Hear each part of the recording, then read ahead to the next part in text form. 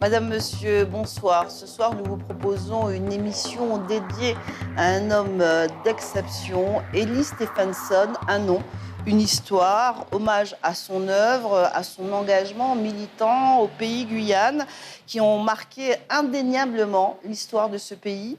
Poète, dramaturge, essayiste, chansonnier, Ellis Stephenson a cette faculté d'utiliser les mots pour traduire en profondeur ses pensées les plus intimes.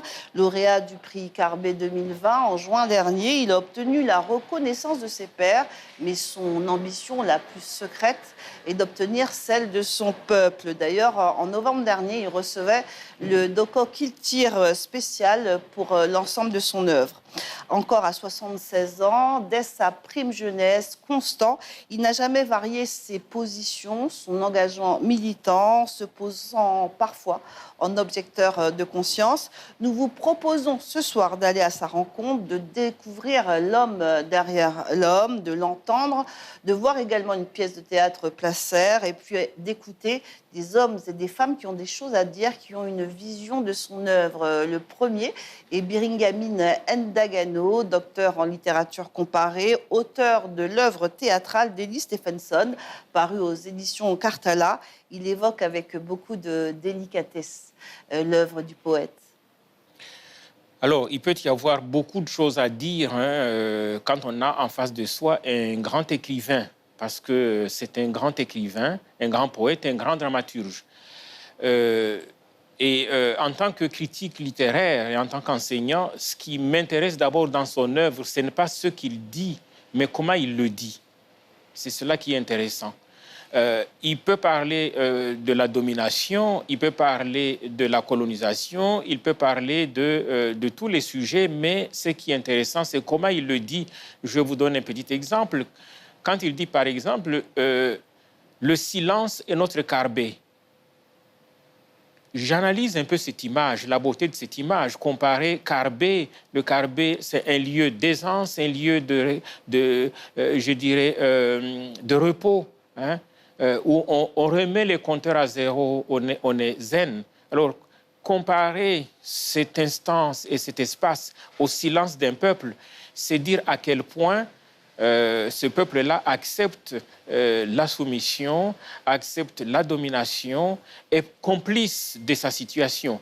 C'est cette image-là et l'ensemble de tout ce que ça provoque dans le texte qui intéresse. Après, on peut analyser les idées, mais la priorité pour un critique littéraire, c'est cette forme, cette façon, c'est l'expression.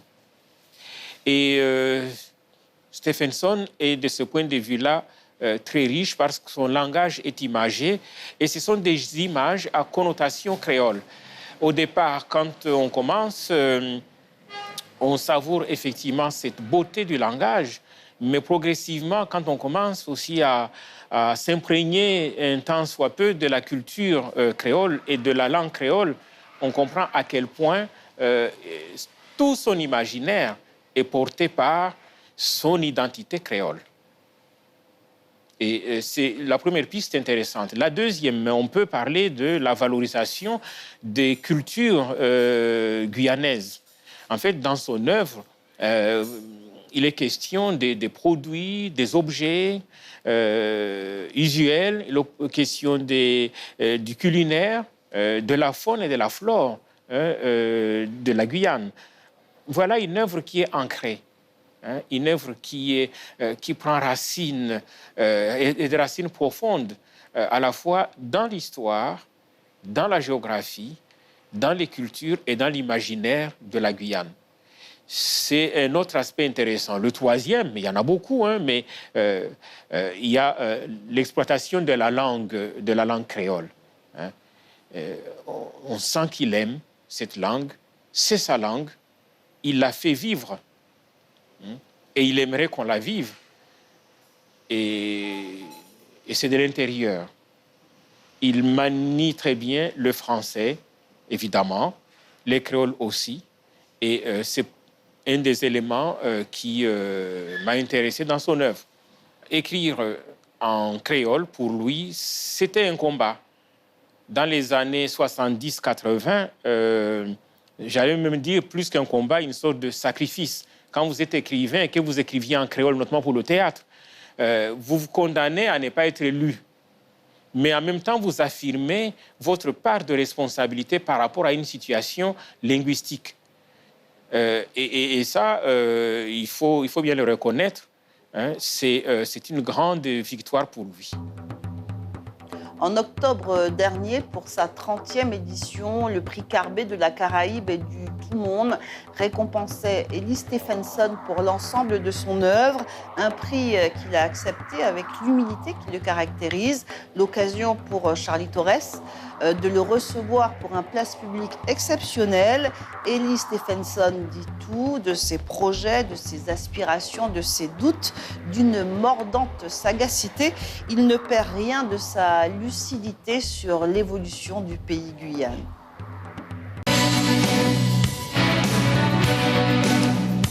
Mesdames, Messieurs, bonjour. Nouvelle émission Place Publique à Culture ce matin. Ce n'est pas courant, il faut le dire.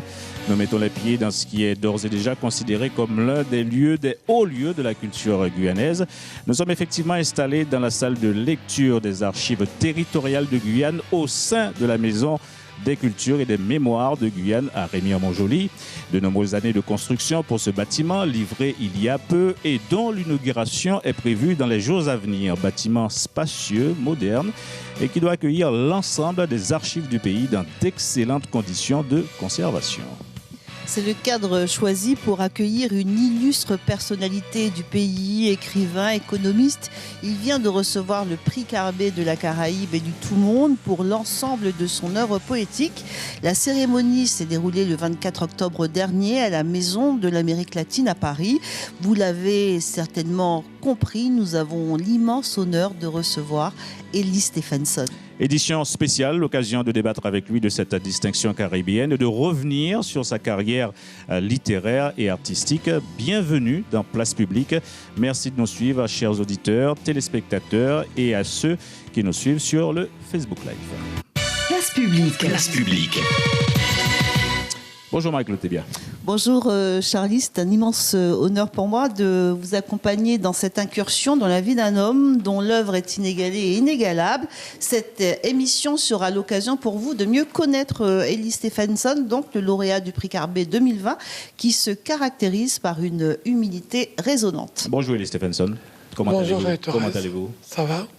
Bonjour Marie-Claude Tébia. Alors, Ellis Stephenson, le moins qu'on le puisse dire, c'est que vous êtes très loin d'être un homme médiatique. On vous voit très peu, on vous entend très peu. Pourquoi cette méfiance vis-à-vis des médias? Oh, c'est pas vraiment une méfiance. Disons, c'est une réserve. Les médias font leur job, moi le mien. Et votre job, c'est justement de transmettre les choses, les événements, d'aller les chercher. Et moi, mon rôle, c'est simplement d'observer, de dire, d'écrire, de faire un peu retenir ce qu'on peut retenir de la réalité de chaque jour. Ok, on a compris, à chacun son job. Si dans ce cadre, il vous inspire quoi? Pour le moment, pas encore grand-chose, je dois dire. Car c'est la première fois que j'y viens. Je le trouve agréable. Un peu froid, j'aime pas la climatisation. Mais ça, c'est quelque chose de très personnel. Moderne, hein? Mais ça me semble en tout cas spacieux et je vais prendre plaisir à venir y travailler. L'ancienne salle, vous l'avez connue, hein, paraît-il. Ah oui, j'ai bien connu. Il faut compter assez Assez souvent. régulièrement. En tout cas, quoi qu'il en soit, vous êtes un homme au parcours très riche, avec ses bons et mauvais moments, que ce soit personnel, professionnel, littéraire et artistique. Marie-Claude Tébia, vous nous livrez les grandes lignes de la carrière d'Ellis Stephenson. Oui, et juste après, vous nous direz ce que vous en pensez. Ellis Stephenson est un agitateur d'idées, un révolté au bon sens du terme. Il ne tient rien pour acquis et sans cesse défend ses convictions. Il a choisi les mots pour exprimer sa pensée. Ellis Stephenson est né en 1944 à Cayenne, très discret. Avec lui, il faut surtout lire entre les lignes. Il se souvient avec émotion des instants où il allait à l'Abati, accompagner ses grands-parents. Une enfance qu'il a forgée. Cette vie dans l'Abati, a travaillé la terre, lui a donné le sens de la tradition, des réalités et surtout un bon sens pratique ainsi que beaucoup de simplicité.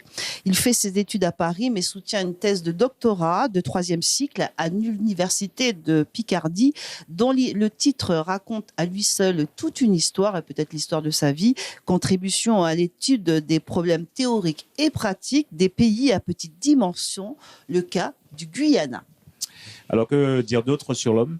Alors, Eli Stephenson a d'abord une formation d'économiste. Il a travaillé de longues années à l'Université des Antilles et de la Guyane. Aujourd'hui, c'est un jeune retraité. Sa principale qualité, l'humilité, et son principal défaut, selon ses proches, le perfectionnisme, le sens du contrôle. Auteur prolifique, il a écrit 25 officiellement pièces de théâtre, poèmes, articles, essais, même des chansons, et un seul roman. Il avoue volontiers ses principales influences sont Léon Gontran Damas et Pablo Neruda, avec son épouse indissociable Nora. À eux deux, ils ont 9 enfants et 22 petits-enfants. Eli Stephenson, c'est le sens de l'engagement sans faille pour son pays, la Guyane, au lecteur de s'imprégner de son message. Enfin, pour la petite histoire, réticent au début aux réseaux sociaux, il a franchi le pas et vient de lancer sa propre chaîne YouTube. Voilà donc pour votre portrait, Eli Stephenson. Bon, il y aurait forcément beaucoup de choses encore à dire, à rajouter peut-être ou à enlever.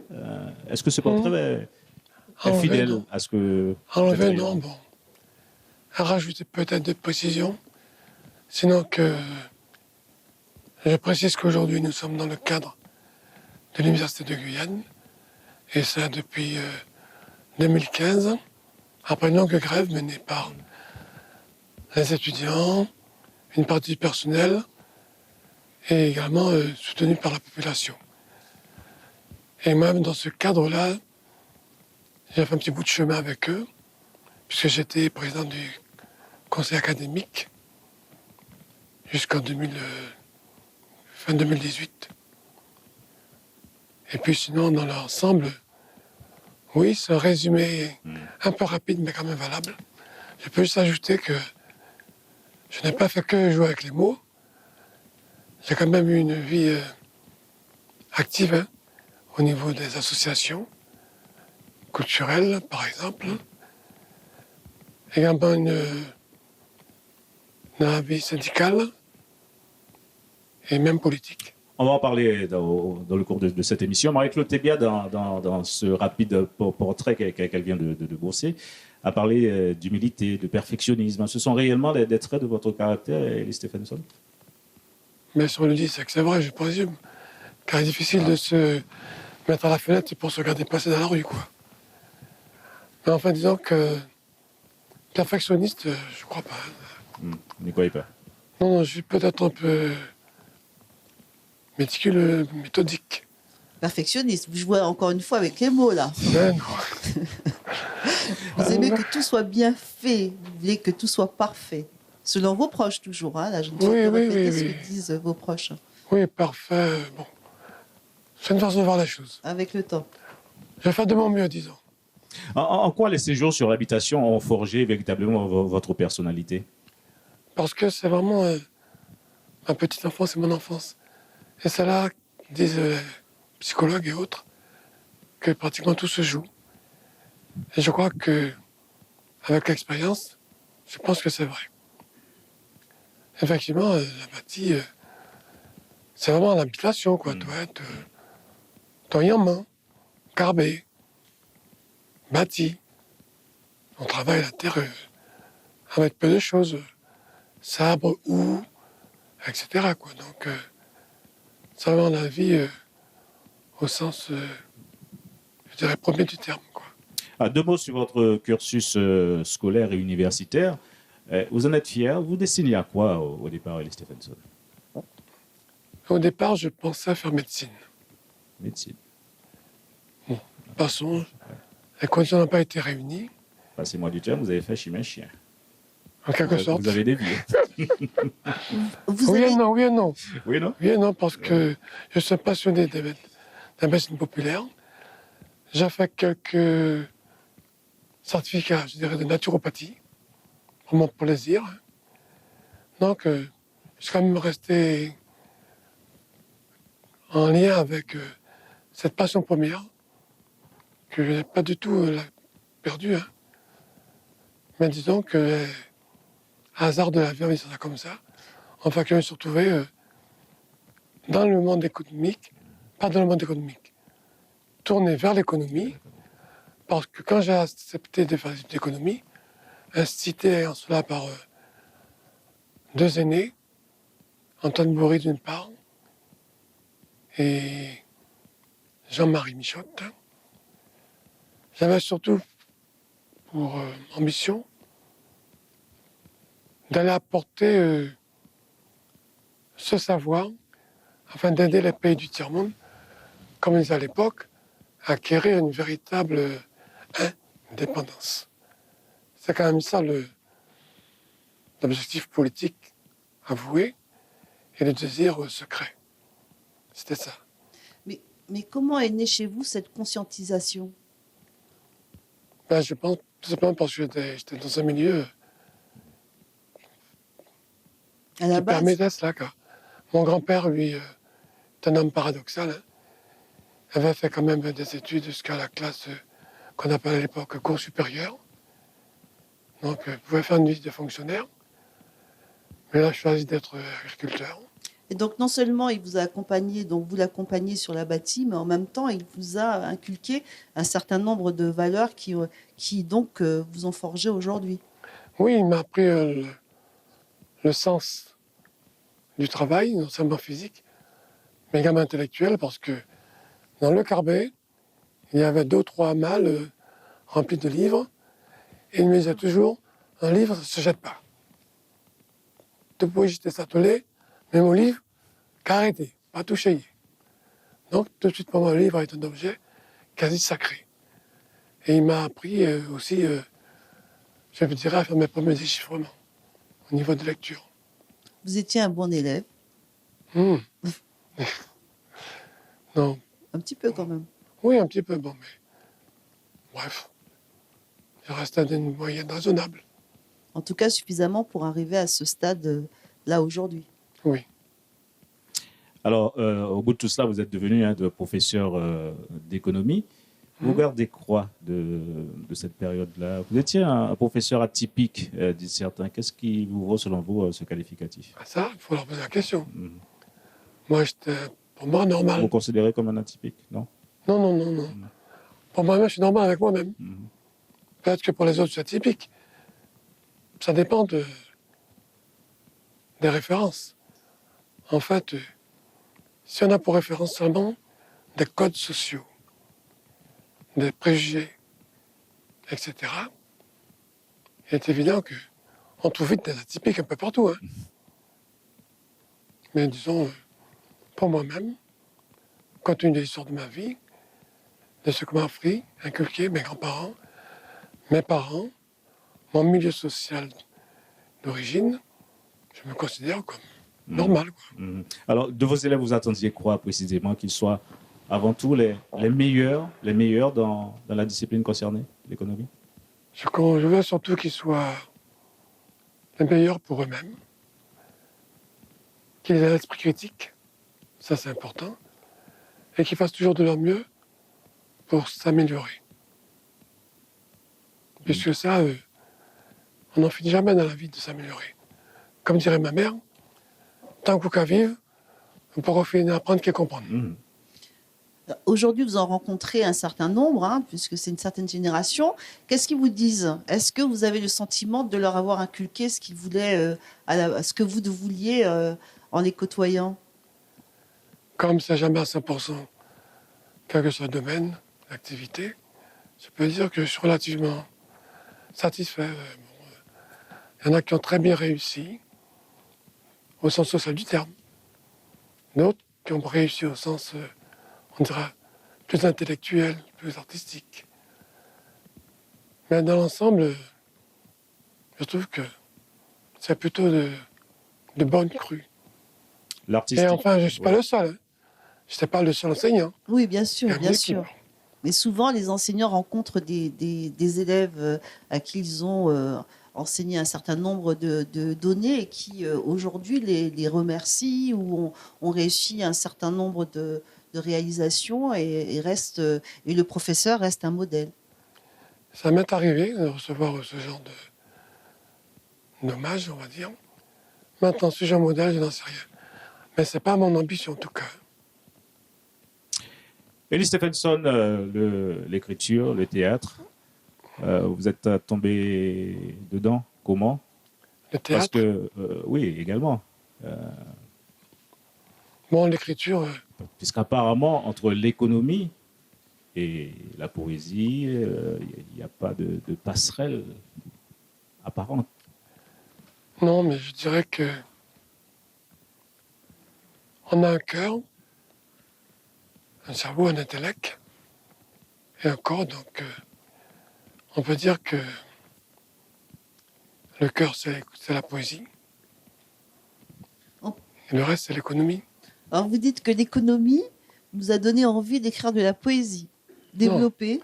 Non, je ne dis pas ça. Je dis que le cœur, c'est la poésie. On n'est pas poète comme on décide d'être ingénieur ou technicien. Tout à fait. On est poète parce que on a une certaine forme de sensibilité qu'on essaie d'exprimer d'une certaine manière. D'autres feraient de la peinture ou de la sculpture. D'autres seraient du tambour. D'autres, je sais pas moi, seraient du football ou même de la maçonnerie. On peut être artiste, toi tu es un maçon. Mais vous avez toujours écrit ou il y a eu des événements qui vous ont poussé à écrire? C'est pas la même chose. D'exprimer une pensée. Non, je pense que ça a commencé de façon un peu très simple. En fait, comme souvent pour la fête des mères, je n'avais pas les moyens d'offrir un cadeau à ma mère, d'acheter un cadeau. Eh bien, j'avais le choix. J'ai fabriqué un petit truc dans l'atelier de mon père qui était ébéniste menuisier. Ou bien alors, j'ai écrit un poème. Enfin, j'essayais d'écrire ce qu'on appelait un poème à l'époque. Et quand j'ai remarqué que ma mère aimait beaucoup ça, ça faisait un plaisir immense. Quand je lui offre un poème pour elle, donc ça m'incitait à continuer. Puis après, c'est les camarades de classe qui me disaient, mais enfin, dis pas de mots. Bon, puis voilà quoi. Ça a commencé comme ça. Bon. Allez-y. Non, et finalement, c'est devenu un langage. Oui, après, c'est ça. Puis après, c'est devenu, quand je rencontre des personnes, des aînés comme Roxane Contou, Serge Patient, c'est devenu un engagement. Et quand je rencontrais Damas, étudiant à Paris, c'est devenu comme presque une mission. Car il m'a pratiquement ordonné de continuer de faire ça. Venons-en donc à cette distinction, ce fameux prix Carbet de la Caraïbe qui vous a donc été décerné tout récemment. Ce prix longtemps mené par Édouard Glissant, que vous connaissez certainement. Ça doit être une grande fierté pour vous, j'imagine, Ellis Stephenson. Oui, je connais Édouard Glissant. Depuis les années 78, 79, quelque chose comme ça. Ce prix, une fierté? Par la Guyane, oui. Pas pour vous? Mais j'en suis content, mais à être fier, non. Je pense que il faut être satisfait de ce que la vie nous donne. Il faut toujours accueillir avec bonheur. Et à quoi bon être fier? Ça ajouterait quoi? Juste un peu d'ego. On en a toujours trop. Quand vous Pas avez... perfectionniste, mais modeste. Mais quand vous avez appris que vous aviez le prix, quelle a été votre réaction? Vous étiez heureux quand même? Oui. Je suis surpris, bien content, bien sûr. On est heureux. Ça va de soi. Mais c'est une forme de reconnaissance littéraire par vos pairs qui vous permettent d'avoir un public aussi plus large. Vous êtes connu de par le monde, hein, on peut le dire, mais ça vous permet aussi d'être plus accessible peut-être à d'autres populations. Oui, certainement. Parce que je pense qu'aujourd'hui, les choses voyagent très vite et très rapidement. Mais ce que je veux surtout dire, c'est que ce n'est pas un objectif pour moi. Avoir un prix, quel qu'il soit, bon, ça n'a jamais été un objectif. Ça, bon. J'écris par plaisir. D'ailleurs, c'est même pas une carrière pour moi. C'est juste un plaisir d'écrire, d'échanger, de partager, quoi. C'est sûrement une expression que j'ai qui est le plus adaptée à ma personnalité, je dirais. Vous pensez, je sais ce que vous allez me répondre, mais vous pensez que c'est un prix qui est arrivé trop tard? Non, Non. il est arrivé au bon moment. Il devait arriver maintenant, il est arrivé là. Alors, le prix Carbet, qui est conçu pour mettre en valeur la littérature de résistance, d'ouverture de la région Caraïbe, quelle forme de résistance avez-vous voulu mettre en avant dans vos œuvres principalement? À la limite, je pourrais répondre toutes les formes de résistance. Parce qu'on résiste de toutes les manières possibles. On peut même résister de façon passive. Par exemple, la grande formule des esclavagistes, c'est fainéant de nègre. N'empêche que c'est que faisait le boulot, quand même. Un coup sur le fouet. Et pour l'opprimé qu'il était, l'esclavagisé, ne pas faire le boulot du maître, être paresseux, c'est une forme de résistance. C'est sa révolte à lui. Mais oui, mon pas qu'à faire. T'as bien beaucoup de fouettes, mon pas qu'à faire quand même. Mais je suis feignant. C'est bon. Là, c'est bon être feignant. C'est même recommandé. Le marronnage, la forme de résistance par excellence. Aussi. Ouais. Mais quand vous êtes fainéant parce que vous résistez, si on vous oblige à le faire, comment vous résistez alors? Je le fais mal. Ben oui, Donc c'est toujours une forme de résistance. absolument. Mais c'est une forme de résistance voulue, choisie. Absolument. Alors, vos convictions sur les résistances ainsi déployées, Ellie Stephenson, ainsi que, je vous cite, sur l'assimilation et l'emprise des chaînes mentales présentes dans nos têtes. Cela mérite quelques explications. Ça me semble clair pourtant.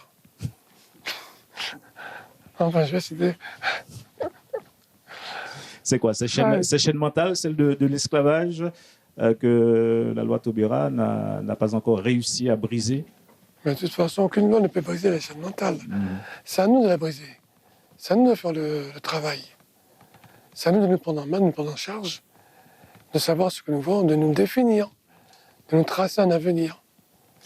Et en outre, ces chaînes sont maintenues parce que il y en a une certaine élite mondiale qui veut que ça dure comme ça. Pour eux, c'est tout bénef. Il faut que les chaînes mentales perdurent. Contrôle des individus, contrôle des masses, le contrôle permanent. Dans votre œuvre, justement, vous êtes d'une lucidité qui est éclairante. Comment faire pour que justement toutes les populations, toutes les personnes soient conscientes de l'univers dans lequel elles se trouvent? Alors là, ça, Vous parlez de chaînes, mais il faut d'abord être conscient de ces chaînes. Si on n'est pas conscient de ces chaînes, on ne peut pas chercher à sortir de cette prison mentale. ben ça c'est très juste. Et le rôle des artistes, entre autres, quel qu'il soit, le rôle des médias, n'est-ce pas, c'est justement Pourquoi insister autant? d'aider à faire sauter ces chaînes mentales, d'aider les uns les autres à prendre conscience de ces chaînes. Car effectivement, si on n'en a pas conscience, on ne peut rien faire. Et c'est là tout l'enjeu.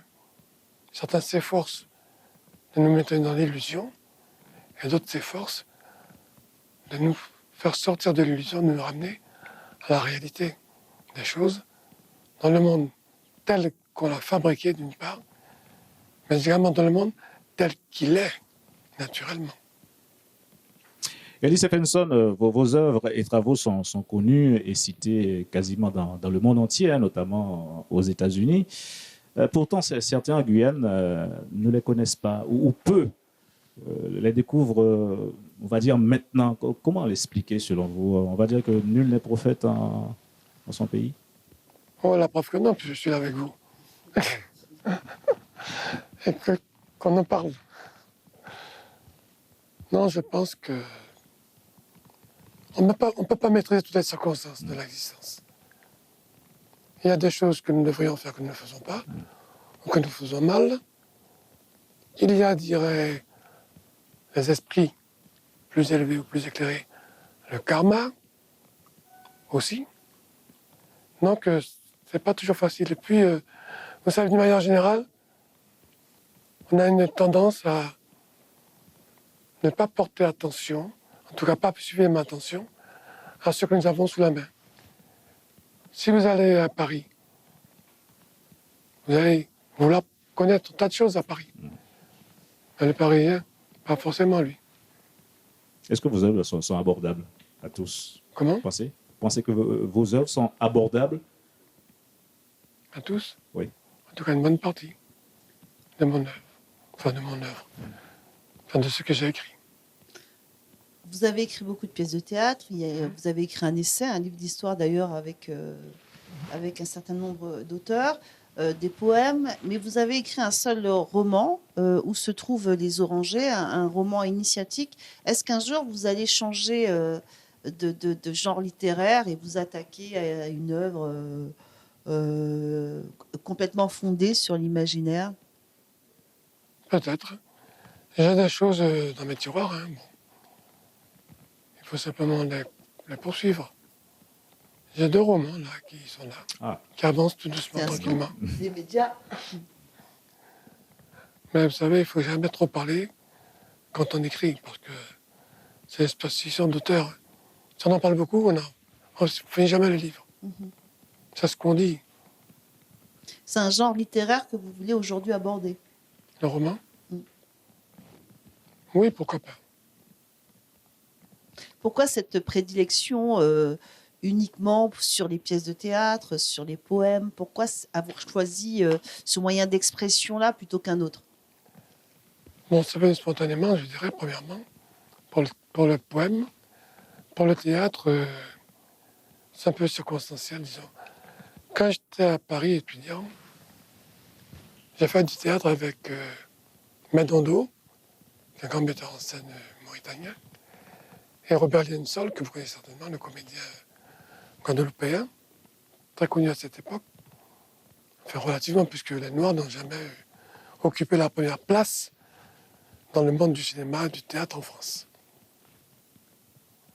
On peut dire qu'il donc, quand une de la situation, il était relativement bien connu. D'accord? Ils ont créé une troupe, Griot Shango, et je travaille un peu avec eux. Ça a créé une première approche. Et puis quand je suis revenu en Guyane, c'est Madame Marie de Montpérage qui un jour me dit, elle avait un salon de coiffure, et un jour elle me dit, Elie, mais là nous avons toujours des trucs qui viennent de France, des sortes de Jean Gosselin et tout ça, mais tu pourrais pas essayer d'écrire un truc guyanais, un truc qui nous ressemble, quoi. Une petite chose pour nous faire plaisir. Bon, et puis l'idée a fait son chemin. Et celle-ci est amenée à écrire au Mayori. Après, bon, ça s'est enchaîné. J'ai vu que le théâtre me semblait plus efficace que la poésie. Puisqu'on pouvait le jouer, en quelque sorte, jouer aussi avec les autres. Quelle est l'œuvre que vous avez écrite et qui vous ressemble le plus? Là, c'est une question presque piège. Parce que pratiquement, j'apprécie tout ce que j'écris. J'inclus les chansons également dans cette œuvre. Eh bien alors, je dirais La Guyane Neve. C'est la chanson que j'ai entendue, qui a été reprise par les gens, la foule, pendant les événements de mars-avril 2017. Oui. Et donc, vous considérez que vos écrits sont toujours d'actualité? Ben, certains, oui. Certains. Alors, vous vous inscrivez également dans la continuité et la transmission. Quel conseil, Elie Stephenson, vous donneriez aux écrivains guyanais qui veulent suivre vos traces? C'est difficile de donner des conseils, parce que mon chemin, je l'ai suivi car ça correspondait à mon éducation, à mes idées, au logis, ou mes idéaux, si on préfère. Donc, il y avait un contexte qui était le mien. Et donc, c'est difficile de donner des conseils. Tout ce que je peux dire, c'est que 100 fois sur le métier, remets-toi. Si on veut écrire, il faut écrire tout simplement, quoi. Il ne faut pas chercher à vouloir faire comme son corps, je ne sais pas moi. Ne pas chercher à imiter. Oui, quelqu'un. c'est ça, bon. Quelqu'un. Il faut essayer d'être soi-même, tout simplement, quoi. Pour moi, c'est la meilleure voie. La voie la plus simple. Mais quand on parle d'actualité, justement, vous avez écrit Timbo, vous avez écrit Massacre, vous avez dénoncé l'asservissement des peuples. Et pourtant, ces écrits-là sont toujours, vous le disiez en début d'entretien, sont toujours d'actualité. Vos écrits sont toujours d'actualité. Ce sont des écrits qui sont vraiment appelés à rester, à faire partie de la postérité. Certainement, la postérité le dira. En tout cas, si c'est encore d'actualité, c'est parce que les problèmes ne sont toujours pas réglés. Très bien. Elie Stephenson, nous allons consacrer les dernières minutes de cette émission au sujet d'actualité qui vous interpelle. Le milieu culturel, bon, on va commencer par là, comme bien d'autres, est en grande souffrance en ce moment par rapport à cette crise sanitaire, la crise Covid. Est-ce qu'il pourra se remettre de ce choc, selon vous? Disons, pour ma part, je considère, pour la gueule en tout cas, je ne sais pas pour ailleurs, il a toujours été en souffrance. Parce que... Bien avant la crise. Oui, bien avant la crise. Et le secteur est toujours en crise. Parce que, vous disiez? Mais parce que nous ne considérons toujours pas que nous n'avons pas besoin de mentors. Nous nous suffisons nous-mêmes. Nous avons tout ce qui nous est nécessaire pour produire en permanence de la culture. Je parle de la Guyane en tant que milieu, en tant qu'environnement, également en tant qu'ensemble sociétal. Donc, il faut que nous arrêtions de regarder ailleurs, car nous avons vraiment un problème. Nous voulons toujours avoir l'aval de l'autre. Et donc, ça crée une tendance à minorer ce que nous faisons. Et donc, il faut vraiment que nous corrigions cela. Nous produisons à tous les niveaux et des œuvres de qualité. Je suis... Bon, ça arrivait pour moi, mais combien d'autres? On oublie. Le premier Goncourt, c'est un Guyanais quand même. René Marant. René Marant. D'accord? Damas est le père fondateur de la négritude, car c'est lui le premier qui écrit comme ça. C'est lui le premier qui publie dans la revue Esprit, et c'est le premier qui publie le recueil fondateur, on peut dire, de la négritude, Pigment. Donc, nous avons quand même des références. Oui, nous sommes tous d'accord qu'il faut produire Elie Stephenson, mais encore faut-il avoir les moyens de mettre ces productions en valeur. Mais c'est quand même Quand les salles de cinéma sont fermées, les salles de théâtre ont... Ah, pour aujourd'hui, là, oui, la oui, Covid. oui, tout à fait. Tout à fait. Ah ben, on fait de la rue, si on veut faire. On va à la place des palmistes, C'est interdit. on va à la place des amandiers. C'est interdit. C'est interdit. Mais on fait. Et puis après, on se fait ramasser, ça, c'est autre chose. La culture est devenue aujourd'hui une industrie, vous le savez. Non, l'industrie s'accaparait de la culture. La culture n'est pas l'industrie. Elle ne sera jamais une industrie. Il y aura toujours des gens, des mouvements qui vont échapper justement à l'industrialisation. Alors, vous faites partie de ces écrivains qui ont soutenu les librairies qui ont été sommées de fermer dans l'Hexagone à cause de la crise Covid. Vous faites partie de ceux qui ne comprennent pas? Si, je comprends. Ça fait partie d'un plan. Si on l'a fait, c'est qu'il y a une volonté, ça cache quelque chose. Les gouvernements, par définition, ne font jamais rien au hasard. Ils sont là pour gouverner, donc. Pour emmener la nation quelque part. Où, ça, j'en sais rien. Mais les gouvernements ne sont jamais là par hasard. Alors, puisque nous parlons Covid, la Covid qui a impacté, rappelons-le, la cérémonie, vous vous rappelez Carbet, dans la mesure où les 3 lauréats n'étaient pas présents à Paris. Tout s'est déroulé par visioconférence. Alors j'imagine que pour un réfractaire, on va dire, à toute nouvelle technologie comme vous, cela a dû vous faire une drôle d'impression, cette affaire-là, non? Bon, quand même, Charlie. Pas exagéré. Je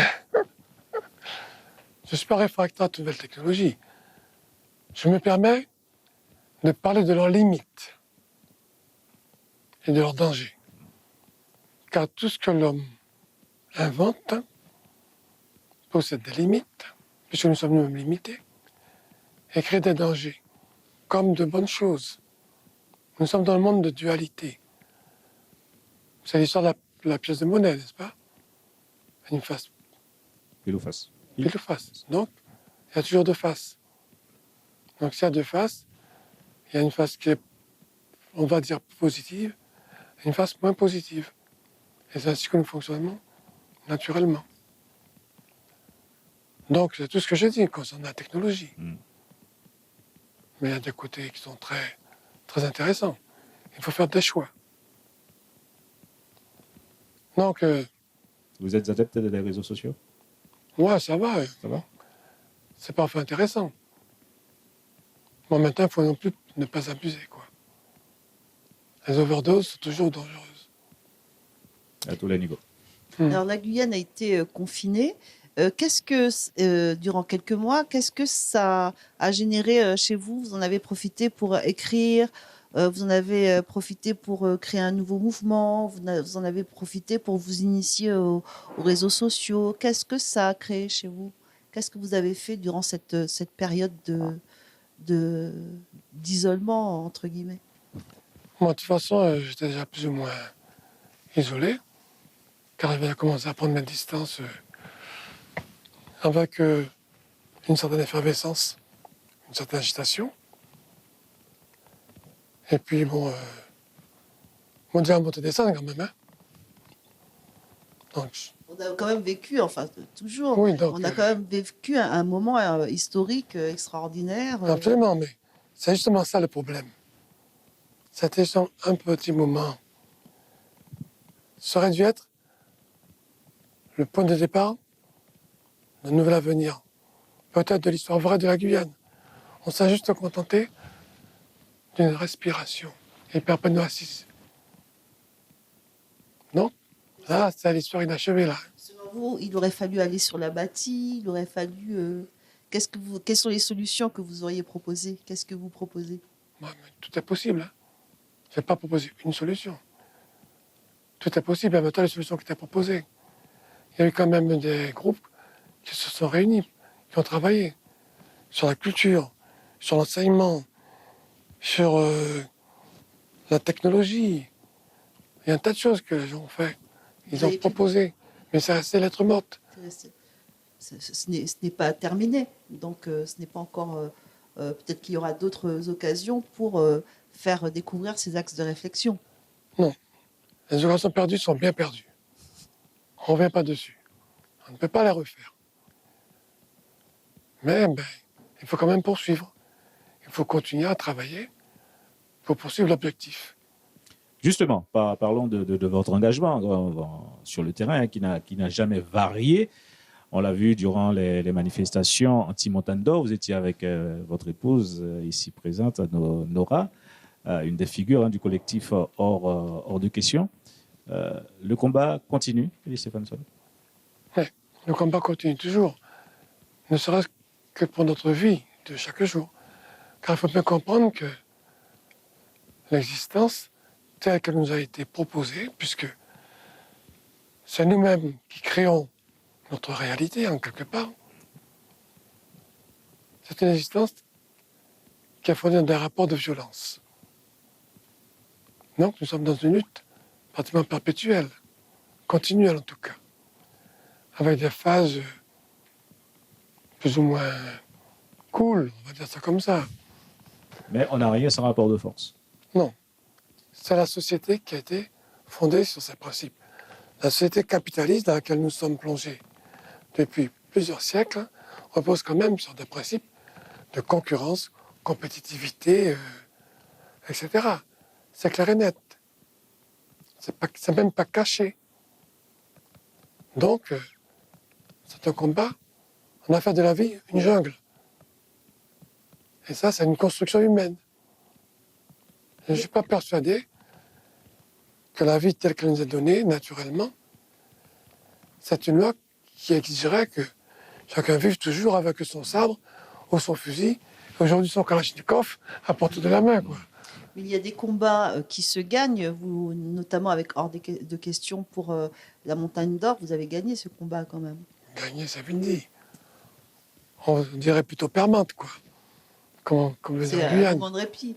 Un moment de répit, puisque quand on regarde certains textes de loi, on va refondre des choses, on va réenvisager ceci, cela.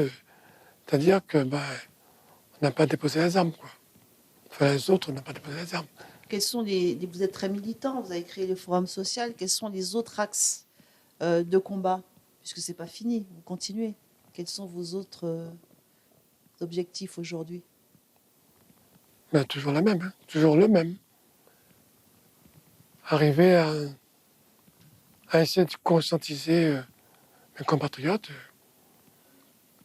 C'est comme quand on est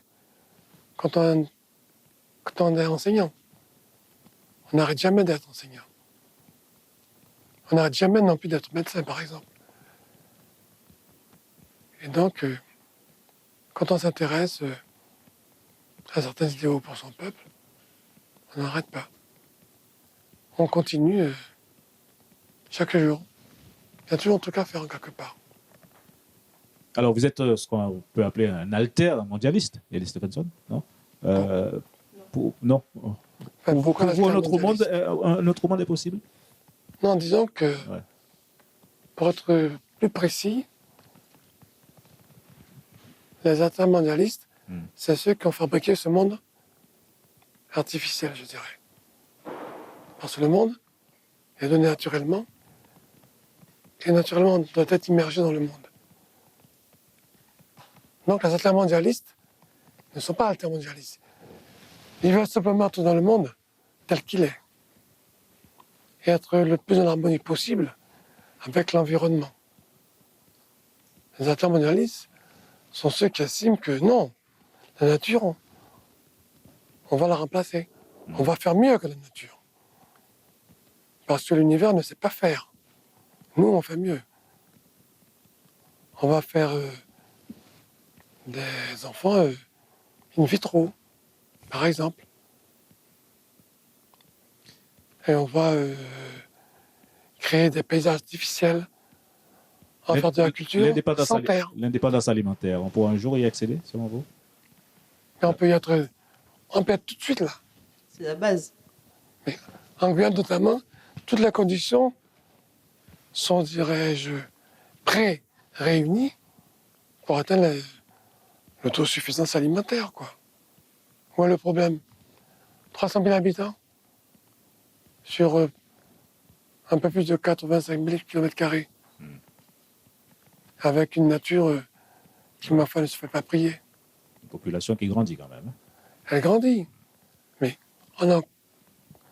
de toute façon, pensez vraiment que l'univers est assez stupide pour ne pas pouvoir nourrir sa population? Non. Nous créons la pénurie. Nous créons nos propres limites, nos propres misères, nos propres difficultés. Mais l'univers, disent les scientifiques, en tout cas un certain nombre, notamment les physiciens, l'univers est en expansion permanente. Ça veut dire qu'il n'y a pas de limite. Même s'il y a 7 milliards, il y aura une réponse qui sera apportée par l'univers. Et puis il y a un tas de terres qui ne sont pas occupées ou mal occupées. On occupe des endroits qui n'ont pas à être occupés. Moi, je sais pas. L'univers va s'adapter, tout dépend de l'utilisation qu'on en fait. Si on malmène l'univers. Il va nous malmener. D'accord. C'est tout. Alors, je suppose que vous avez une vision pour votre Guyane. Après tant de combats, après tous les combats aujourd'hui que vous menez, quelle est la vision que vous avez pour la Guyane de demain? Même moi, c'est simple, c'est une Guyane souveraine, tôt ou tard. Ça, c'est dans l'ordre des choses. Et une Guyane, comment dirais-je, avec l'essence du Mayouri. C'est-à-dire de la solidarité, de la coopération, de l'entraide, la chose la plus naturelle au monde, de l'empathie, de l'amour. C'est ce dont nous avons besoin. Tout le reste, c'est des sortes de brigands. Il y a vraiment des sortes de brigands. L'indépendance de la Guyane. J'ai parlé de souveraineté. Parce qu'on peut être théoriquement indépendant sans être souverain. Même la France, je me demande parfois si la France est vraiment souveraine. Parce que quand certaines forces vous obligent à certaines nuance actions, entre souveraineté et on indépendance. n'est plus souverain. Oui. Expliquez-nous cette notion-là, on a du mal à capter. Entre souveraineté et indépendance. Par exemple, je vais aller à gauche, mais des forces que je ne peux pas contrôler, qui sont plus puissantes que moi, ou que j'ai laissé prendre le pouvoir sur moi, me disent d'aller à gauche, à droite, pardon, je suis obligé d'y aller. Vous pensez qu'un certain nombre de pays dans le monde souhaitent vivre dans les conditions où vous voulez vivre? Quand vous avez des bases militaires implantées chez vous, la marge de manœuvre devient étroite. Quand votre monnaie À partir est de là, fabriquée oui. ailleurs et contrôlée par cet ailleurs, vous êtes limité. Mais vous faites partie d'un groupe, l'Europe. Qui, moi? Non, je parle de la France, De la France, eh bien oui. quand vous parlez de souveraineté. Et même la France a choisi de faire partie de ce groupe. Donc forcément, elle sera contrainte par la limite que ce groupe lui imposera. Ou impose. Donc c'est déjà... Mais il y a d'autres contraintes également que la France subit. Maintenant, c'est la partie aux Français, et à ceux qui la dirigent, de se définir aussi, de voir si ils estiment qu'ils sont souverains ou pas, quoi. Alors, si on prend en compte ce que vous venez de dire, Elie Stephenson, pour le cas de la Guyane n'est ni souveraine, ni encore moins indépendante. Justement, est-ce qu'il faut tendre vers cette indépendance? Est-ce que nous sommes sur la voie de cette indépendance? Est-ce que vous souhaitez, vous, cette indépendance? Moi, Bien sûr, vous. ben, je n'ai jamais caché. Je vous ai dit, c'est dans l'ordre des choses. Est-ce qu'il faut y tendre? Ça me semble naturel. À moins que vous ne soyez partisan de l'infantilisation ad vitam aeternam. Si vous voulez rester chez vos parents, infantile avec la sucette, le biberon, bon, bien sûr, c'est un choix aussi. Hein. Alors sachez que vous resterez éternellement sous la férule de l'autre, de papa, maman. Et les débats actuels, là, les débats autour du statut, ça vous semble utile, justifié? Je ne suis pas dans le débat. Moi, mon choix est déjà fait. C'est déjà tranché pour moi. Rien à débattre. Je veux juste atteindre un objectif. Il faut bien discuter.